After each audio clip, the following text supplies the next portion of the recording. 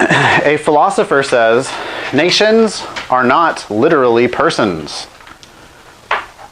They have no thoughts or feelings, and, literally speaking, they perform no actions. Are you guys aware that the word literally now in some dictionaries has a secondary meaning, which is figuratively? Yeah, that is pretty bad.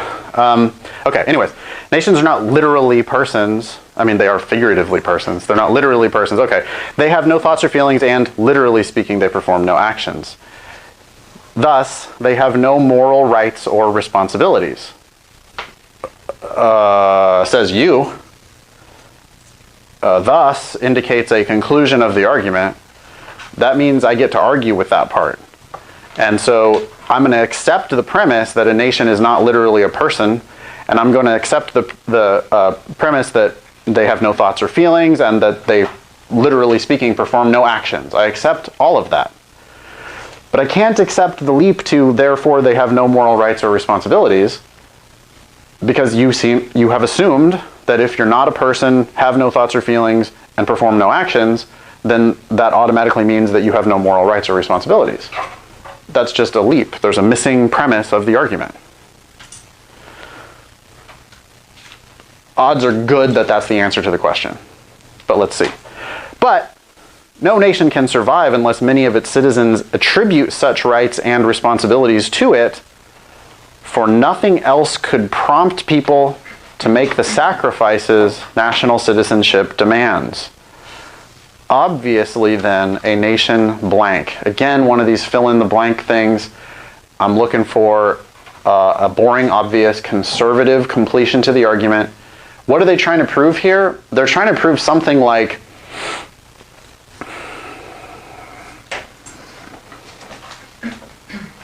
I mean, since it's a premise that no nation can survive unless many of its citizens attribute these rights and responsibilities to the nation. I think at this point I have to actually accept them. They did say thus, which made me think it's a conclusion. But the way they're structuring the argument now, and because it's a fill-in-the-blank question, I think I have to accept that as a premise of the argument, that nations actually don't have moral rights or responsibilities.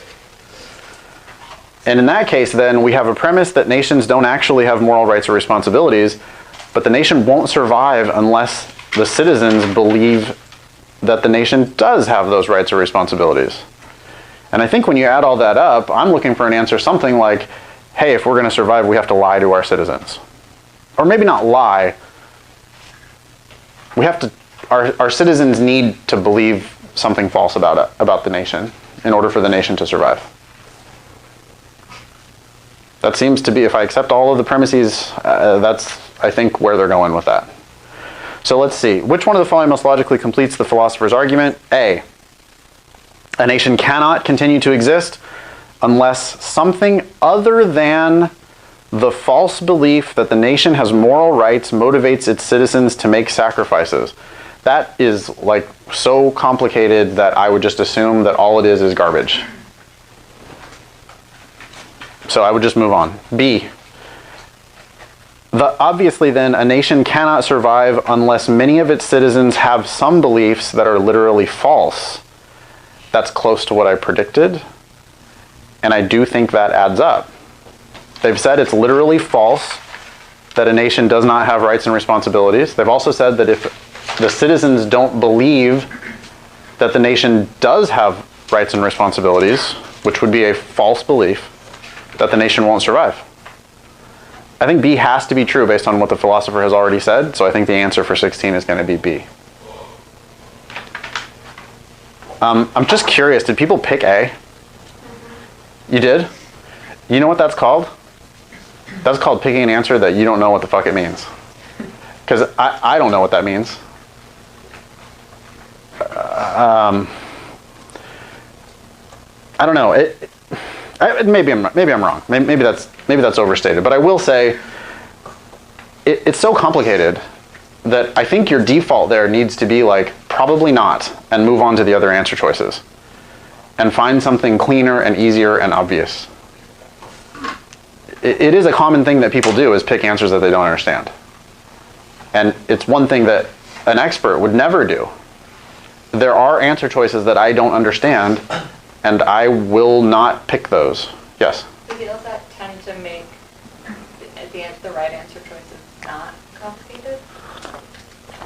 No, it depends on the difficulty of the question. I mean, there can be, it is sometimes hard to understand why the right answer is right. You have to parse, sometimes you have to parse the right answer. But my thing is, my general principle is this. If I feel like I have to work hard to make an answer the answer, it's probably not the answer. You know, if it takes too long for me to explain why it's right, I would presume that it's wrong. I already have an 80% presumption that it's wrong. And if now I'm like trying to figure it out and I'm like, I just am not in the business of helping answer choices.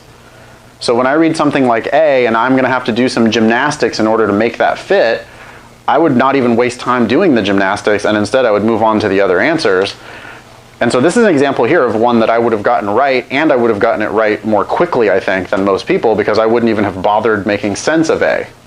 There are answers on the test that are basically all the words in the argument blended up and just barfed out into like, just all it is just the words, all whatever. And they, sure, they have a meaning, or you could get some meaning from reading it, but that meaning doesn't have to be anything at all related to the right answer.